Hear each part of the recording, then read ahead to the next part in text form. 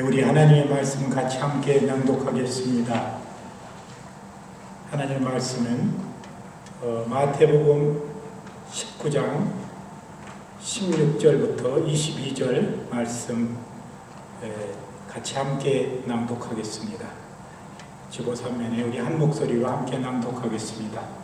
어떤 사람이 주께 와서 가로되 선생님이여 내가 무슨 선한 일을 하여 영생을 얻으리까? 예수께서 가라사대 어찌하여 선한 일을 내게 묻느냐? 선한 이는 오직 한 분이시니라. 내가 생명에 들어가려면 계명들을 지키라. 가로되 어느 계명이오니까? 예수께서 가라사대 살인하지 말라, 간음하지 말라, 도적질하지 말라, 거짓 증거하지 말라, 내 부모를 공경하라, 내 이웃을 내 몸과 같이 사랑하라 하신 것이니라.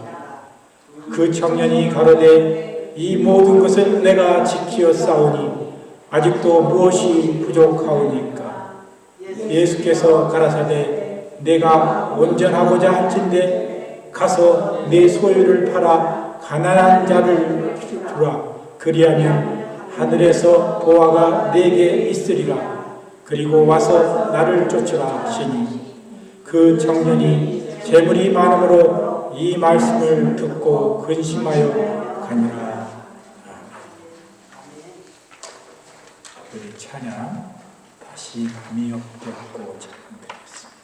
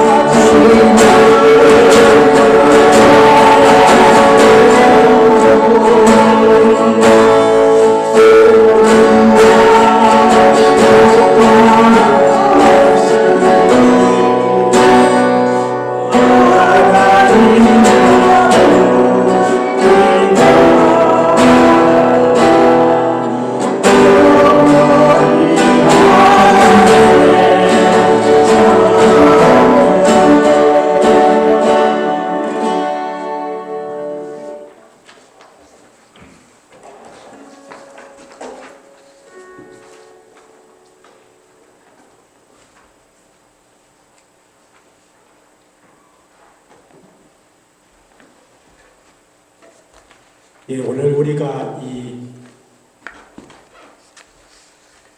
본문을 읽으면서 이 본문에 나오는 한 부자 청년이 예수님께 하는 말을 유심히 살펴보면 이 사람의 말 속에는 모순이 많다는 것을 우리는 금방 발견할 수 있습니다. 이 젊은이는 자기가 마치 모든 십계명을 다 지키고 있는 것으로 그렇게 착각하고 있습니다. 이 청년은 자기가 자기 중심의 삶을 살고 있음을 우리는 발견할 수 있는 것입니다. 그는 형식적으로만 하나님의 계명을 지키고 있다고 우리가 볼 수 있습니다. 어쩌면 요즘 시대에 많은 젊은이들이 이와 유사한 생각을 가지고 있지 않나 그렇게 생각을 해봅니다. 그런데 요즘 시대에 그런 젊은이 같다는 한 여인이 있습니다. 이 한국의 한 미녀가 이 세계 3대 미인대 중에 하나인 2022년 미스 얼스 세계 미인대에서 한국인 최초로 1등을 하였습니다. 이 여인의 이름은 최미나수라는 이름인데, 이름이 석자라서 좀 이상하게 생각할지 모르지만 원래 한국 이름이 채미라고 거기 중간에 미들네임 수라고 미국 이름을 하나 붙인 것입니다. 그가 이 대회의 마지막 결선 4명 안에 들어갔는데, 이 4명은 한 사람씩 인터뷰를 해서 그 점수를 가지고 최종 결론을 순위를 매기게 됩니다. 물론 다른 사람들은 길을 다 가려놓고 똑같은 질문이지만 한 사람씩 대답합니다. 그런데 마지막 4번째 질문을 이 최미나수라는 우리 한국 미녀에게 질문을 하였는데, 당신이 이 세상에서 하나 바꾸고 싶은 것이 무엇이며 당신은 그것을 어떻게 바꾸겠습니까? 라는 질문이었습니다. 물론 영어로 그렇게 질문했습니다. 그녀는 해석하면 또 이렇게 대답했습니다. 제가 이 세상에 무엇인가를 바꿀 수 있다면 그것은 공감을 나누는 것입니다. 우리는 공감과 친절함을 혼동합니다. 그것은 상대방의 입장이 되어보는 것입니다. 지금 세상의 큰 이슈인 기후변화와 또 다른 문제들도 이런 공감 능력이 있어야 풀 수 있습니다. 다른 사람들이 세상을 바라보는 방식을 알아야 하고 다른 사람의 입장에서 그들의 고통을 이해해야 합니다. 저에게 그런 변화의 정의를 내릴 기회가 주어진다면 제가 가진 언어로서는 이렇게 정의할 수밖에 없다는 것입니다. 바로 우리는 다른 사람들의 입장에 설 수 있어야 되고 다른 사람을 이해할 수 있어야 문제 해결의 출발점에 우리는 설 수 있다는 것입니다. 이렇게 당차게 대답함으로 말미암아 아마 심사위원들의 마음에 그 어떤 대부분의 다른 사람들은 그냥 시대에 일어나고 있는 문제들, 기후 문제면 기후 문제, 또 교육 문제점만을 얘기했지 한 문제 해결 방안을 제시한 사람은 오직 한국 미녀뿐이었습니다. 그래서 결국 당당하게 이 최미나수라는 사람이 2022년 미스 얼스 세계 미인대회에서 당당히 1등을 차지했습니다. 이 말 속에는 오늘 우리가 이 예수님과 대화한 부자 청년의 상황을 보면서 이 부자 청년은 극히 자신의 입장에서 우리가 나이 드신 분들이 조금 이렇게 들으면 이 사람은 아직도 세상을 조금 잘 모르는 사람이구나 우리는 금방 알 수 있습니다. 그거 자기가 그 계명 자체를 지켰다고만 생각하지 자기가 얼마나 다른 사람을 생각하고 다른 사람을 이해하는가를 우리는 이해하지 못하고 있음을 우리는 금방 발견할 수 있는 것입니다. 요즘 어제도 우리 성도님하고 잠깐 대화를 나누고 요즘 세대를 MZ 세대라고 합니다. 이 밀레니엄과 Z 시대, 알파벳 끝 숫자예요. Z 시대를 합성한 말입니다. 지금 10대 후반에서 40대 초반의 젊은이들을 지칭해서 MZ 세대라고 표현합니다. 참고로 우리가 잘 아는 이 X세대는 1965년에서 1980년에 태어난 세대라고 그 세대를 X세대라고 합니다. 그리고 밀레니엄 세대는 2000년 전후에 유소년기를 거친 세대를 이제 밀레니엄 세대라고 합니다. Z세대는 1997년부터 2013년까지 태어난 세대를 가리키는데 그 Z세대를 한계를 2013년으로 정한 이유는 바로 2013년에 여러분들 우리가 지금은 잘 쓰고 있는 이 스마트폰이 정식으로 공용화되어서 사람들이 쓰던 시기가 바로 2013년서부터라고 합니다. 그렇기 때문에 어쩌면 이 MZ세대의 특징은 무엇이냐 그러면 자기가 생각해서 옳다 하는 일을 가고 자기 중심적인 생각들을 많이 한다는 것이 특성이라고 합니다. 이 오늘 본문과 유사한 본문 말씀이 우리가 2장 지나서 이 마태복음 22장 34절에서 40절에 보면 나옵니다. 예수님이 이때는 대화하는 대상이 다른데 한 율법학자와 예수님이 대화를 나눕니다. 예수께서 가장 율법과 선지자의 대강령, 대큰 계명이 무엇인지를 이 율법학자에게 설명하고 있습니다. 예수께서 가라사대 37절에 내 마음을 다하고 목숨을 다하고 뜻을 다하여 주 너희 하나님을 사랑하라 하셨으니 여기 39절에 말하고 두 번째 지켜야 할 것은 둘째는 그와 같으니 내 이웃을 내 몸과 같이 사랑하라 하셨으니 라고 예수께서 말씀하십니다.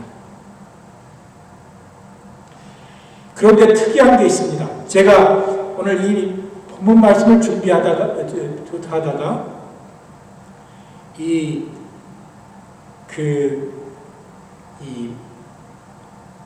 이 본문 내 하나님을 목숨을 다하고 뜻을 다해 주 너희 하나님을 사랑하라.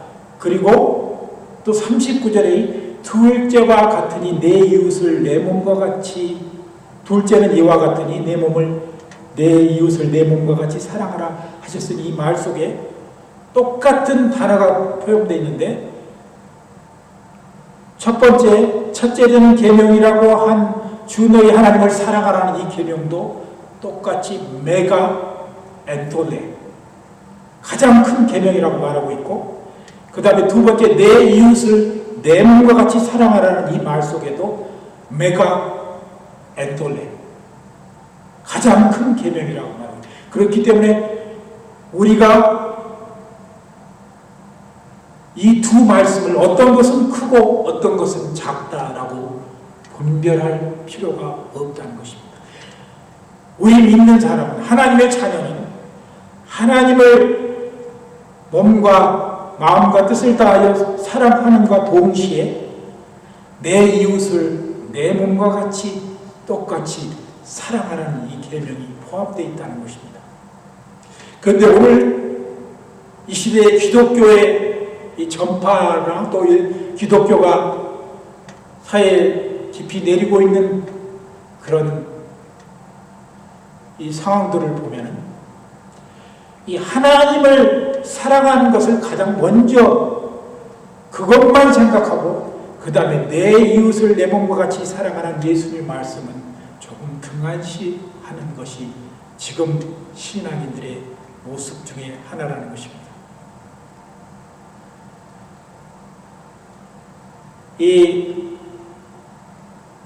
요즘에 한국에서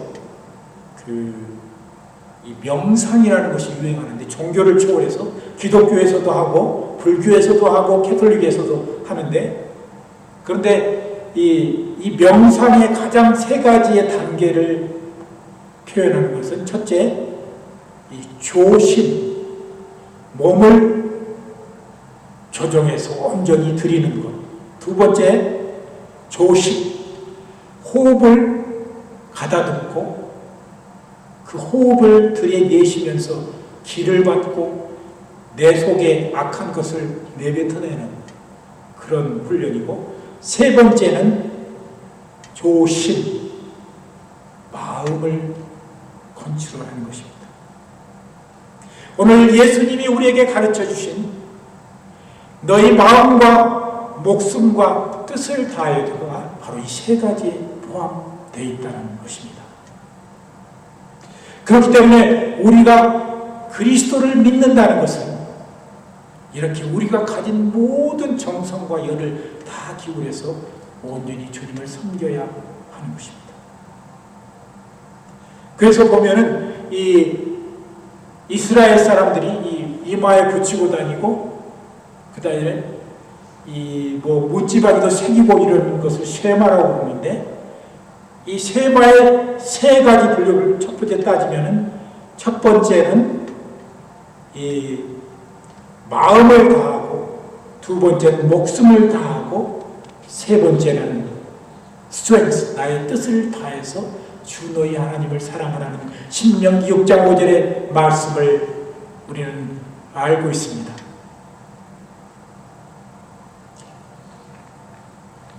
오늘 우리가 이 예수님이 우리에게 가르쳐 주셨던 이 가장 큰 계명, 율법과 선지자의 대강령이라, 이렇게 예수님께서 표현하고 계신데, 근데 여기서 가만 보면 기독교의 전승 중에서 예수님이 가르쳐 주신 율법과 선지자의 대강령이라는 이 말씀 외에 하나를 예수님께서 빼버린 게 있습니다. 그것은 바로 제사장적 전승입니다.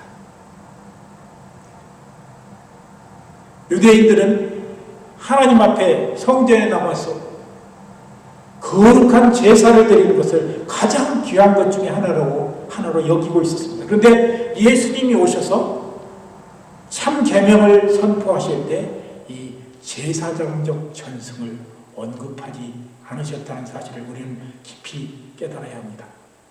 왜 제가 이 말씀을 드리냐 그러면, 오늘날 교회에 나오는 우리 기독교인들이 교회에 와서 제사 드리는, 예배 드리는 것만 소중히 여기지, 선지자의 가르침이나 또 율법의 가르침을 등한시한다는 것입니다.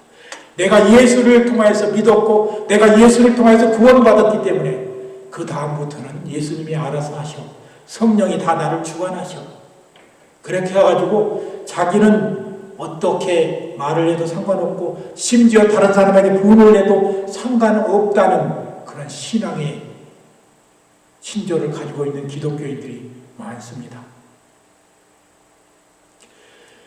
내 마음과 뜻과 정성을 다하여 하나님을 사랑하는 것처럼 내 온 정성을 다하여 내 마음을 디서플레, 바로잡아서 쳐서 그렇게 이웃을 사랑하는 그런 일에 우리는 힘쓰고 애써야 한다는 사실을 오늘 본문 말씀을 통해 우리는 배울 수가 있는 것입니다.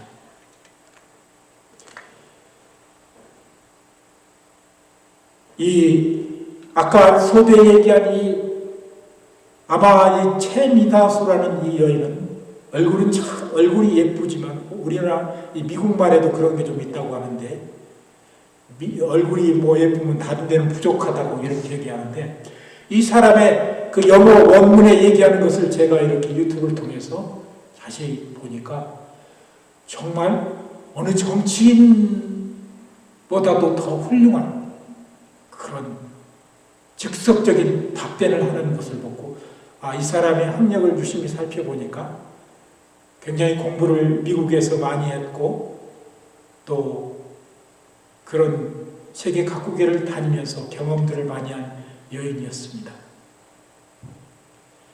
아마 훗날 이런 사람들은 아마 큰 인물이 될 수 있을지 않을까 그런 생각을 해봅니다. 우리 그리스도인들은 이 채미나스라는 여인이 말한 것처럼 다른 사람 안을 밑에 서는 영어의 understand이란 말이 이해하던데 understand이란 말은 다른 사람 밑에 가서 서는 것을 말합니다. 그만큼 그 사람의 진정으로 생각하고 그 사람의 상황을 깊이 이해하는 것을 의미한다는 말인 것입니다. 오늘 주님이 우리에게 가르쳐 주신 이웃사랑, 특별히 레위기 19장 18절에서 원수를 갚지 말며 동포를 원망하지 말며 이웃사랑하기를 내 몸같이 하라는 말씀에 근거를 두고 있습니다. 이웃사랑은 물론 10계명에도 그 반이 그렇게 우리에게 가르쳐 주고 있는 반 이상 5계명부터 마지막 10계명까지 우리에게 이웃사랑을 가르쳐 주고 있는 것입니다. 그 고대시대에 이렇게 이웃사랑을 반 이상을 할당해서 하나님이 우리에게 직접 주신 이 계명 속에 그렇게 이웃사랑이 포함되어 있는데 우리는 이런 이웃사랑의 계명을 소홀히 여겨서는 안 되는 것입니다. 이 이웃을 내 몸과 같이는 자신에 대한 사랑이 이웃사랑의 표준으로 되어 있는 것입니다. 육적이며 이기적인 것이 아니라 희생이 강조된 고상한 사랑이라고 요한복음 13장 34절에 말씀하고 있습니다. 우리가 하는 사랑에는 순수성이 있어야 합니다. 우리가 무엇을 얻으려고 하는 것이 아니라 오직 하나님이 우리에게 명령하셨기에 그대로 우리는 실천해야 하는 것입니다. 오늘날 많은 사람들이 가장 주님이 주신 계명의 완성인 이 이웃사랑을 등한시하며 살아갑니다. 율법과 선지자의 대강령이라고 하는 예수님의 가르침을 우리는 소홀히 여겨서는 안 되는 것입니다. 이제 결론적으로 예수께서 영생에 이르는 길이 율법과 선지자의 대강령을 지키는 것이라고 말씀하셨습니다. 오늘 우리가 주님의 자녀이고 또 어떤 사람은 주님의 제자라고도 부름을 받습니다. 우리가 믿는 것은 하나님 예수 그리스도를 통해서 하나님을 믿고 사는 것만 그것만이 아니라는 것을 예수님은 오늘 본문 말씀에서 결론을 내고 있습니다. 영생에 이르는 길이 아버지 하나님을 믿고 나아가는 그것만이 아니라 내 이웃을 사랑하는 자가 영생에 이른다고 가르쳐 주고 있는 것입니다. 이 오늘 본 마지막 부분에 보면 이 젊은 부자 청년을 보면은 오늘날의 이 이기적인 사람의 표본인 그런 것을 보여주고 있는데 자기가 가진 재물이 많아서 자기가 세상에서 이룩해 놓은 그것이 아까워서 진실한 신앙이 되기를 포기하고 돌아가버린 그런 젊은 청년의 모습을 볼 수 있습니다. 이 시대에 어떤 이 정치인 보니까 자기가 여태까지 모은 재물과 그런 명예가 실주된 것 같아서 자기가 따라가는 사람들을 향하여 같이 따라가는 그 무리가 도덕적으로 잘못되고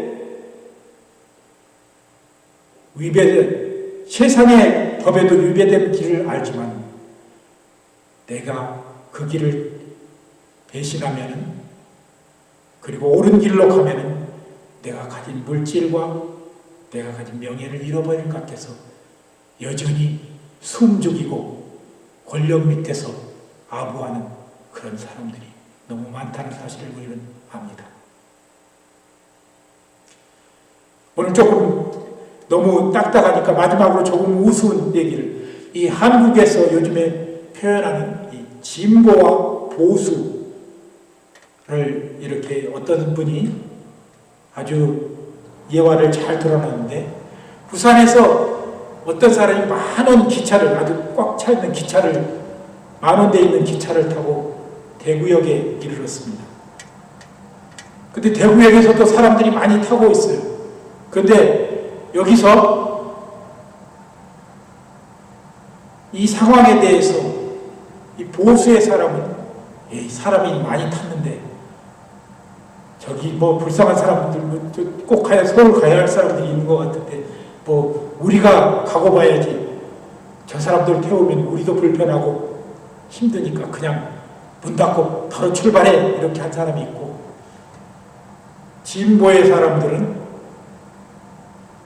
옛날에 우리가 만원봇을 찬 것처럼 자꾸 좀 안으로 밀어서 좀 다른 사람들 좀 태우고, 우리가 고생하더라도 이왕이면 같이 갑시다 라는 게 진보라고 그렇게 우스운 얘기를 표현했는데, 뭐 그것이 어떤 상황이든 간에 우리는 그만큼 그리스도인들은 순수해야 한다는 것입니다. 나만 가면, 천국에 가면 되는 게 아니라 다른 사람도 나와 같이 가야 한다고 말할 때 우리 주님의 명령인 것입니다. 오늘 우리 시대, 이 시대 속에서 우리는 우리의 후세대를 바라보면서 저들이 과연 어떤 삶을 살려고 우리가 원하는 길을 가지 않는가 불평할 때도 있습니다. 그러나 그들 또한 영적으로 성숙하고 그리스도의 복음이 온전히 심어지고 주님의 법이 그들 안에 온전히 심어진다면 그들 또한 우리 세대처럼 하나님을 믿고 그리스도 안에서 온전히 살아가게 될 것입니다. 그렇기 때문에 우리는 우리의 입장에서 그들을 판단하거나 그들을 정죄하는 것이 아니라 하나님만이 그들을 정죄하고 그들을 이끌고 계실 것이라는 것을 우리는 확신해야 하는 것입니다. 우리는 우리의 해야 할 일을 묵묵히 다하는 것이 우리 세대에 주님이 우리에게 맡겨주신 사명인 것입니다. 오늘 주님이 가르쳐주신 이 율법과 선지자의 대강령을 오늘 이 시대에 우리는 분명히 최선을 다하고 우리의 마음과 뜻과 정성을 다해 지켜나가야 합니다. 우리에게는 우리만 있는 것이 아닙니다. 우리 성령께서 우리 속에 계셔서 우리를 재촉하십니다. 우리를 도우실 것입니다. 우리를 위로하시며 우리에게 다시 힘을 주시고 우리에게 다시 주 안에서 새로운 힘으로 세상 속에서 승리하도록 우리를 이끌 것입니다. 오늘 우리 믿음의 교회 성도들이 우리 주님이 가르쳐 주신 하나님을 마음과 뜻과 성품을 다하여 힘을 다하여 섬기는 것처럼 또한 내 이웃을 내 몸과 같이 나의 모든 정성과 뜻과 열을 다해서 사랑하는 우리 성도들이 되시기를 예수 그리스도의 이름으로 간절히 기도드립니다. 함께 기도합니다. 새 계명을 너희에게 주노니 너희가 서로 사랑하라. 너희가 서로 사랑하면 이로써 너희가 모든 사람이 너희가 내 제자인 줄 아니라고 우리 주님 말씀하십니다. 여기 서 있는 저부터 하나님 때로는 자신의 판단 안에서 자신의 유익을 위해서 쫓아가며 나의 기준을 가지고 세상을 바라보았다면 주님 용서하시고 우리 영혼 깊은 곳에서 주님을 마음과 뜻과 정성을 다해 사랑하는 것처럼 내 이웃을 내 몸과 같이 사랑하는 우리 성도들 되게 하여 주시옵소서. 감사드리며 예수님의 이름으로 기도드리옵나이다.